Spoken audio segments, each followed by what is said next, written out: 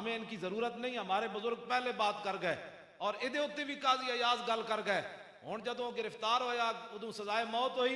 ہن برطانیہ دا باشندہ ہے, برطانیہ دے پیچھے کھڑا ہو گیا کہ جی اے تے جھلا سی, اے تے جھلا سی. ایف آئی آر دی کاپی اساں اپنے رسالے چھاپی. پولیس نے جدوں گرفتار کیتا اس نوں تے ڈرائیونگ کر رہے سی, 70,000 روپے وہ دی جیب وچ سی. ایک عام تسی تے میں تے حضور تے غلام ہاں نا, کسی عام جا کے ڈاکٹر کول پوچھو, اودے کول پوچھو جی جھلا بندہ ڈرائیونگ کر سکنا, تے جھلے بندے دی جھلا دا منگدا پیا ہوندا, جھلے بندے دی جیب وچ 70,000 روپیہ کیڑے پاسوں آ گیا؟ کیا اچھا جھلا بھی سی تے کیا پوری کائنات جنوں حضور ہی نظر آئے؟ ایدے ہوتے بھی پھر قاضی ایاز نے گل کی تھی بھئی جھلا جی جھلا حضور دے خلاف گل کرے. قاضی ایاز فرماندے نبی علیہ السلام دی ظاہری حیات وچ ایک اٹھ جھلا ہو گیا, اٹھ.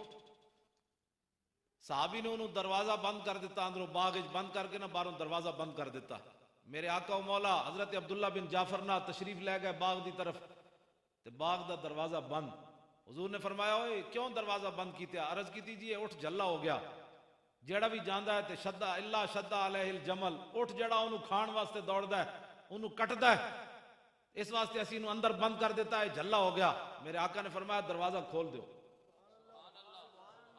حضور نے فرمایا دروازہ کھول دیو. جدوں دروازہ کھولیا تے قاضی ایاز فرماندے اٹھ نسدا نسدا آ کے حضور دے سامنے ڈہ پیا, انہیں لمے لمے بل زمین اتے رکھ دیتے. صحابہ نے عرض کی تھی حضور ہے ہن تھوڑی دیر تے پہلے ہر بندے نو کھاندا سی, ہن کی ہویا؟ تے قاضی ایاز فرماندے نے حضور نے فرمایا ما بین السماء والارض شیء الا یعلم انی رسول اللہ. فرماؤ میرے غلاموں زمین آسمان میں چیز ہی ایسی کوئی نہیں جو یہ نہ جانتی ہو کہ میں اللہ کا رسول ہوں.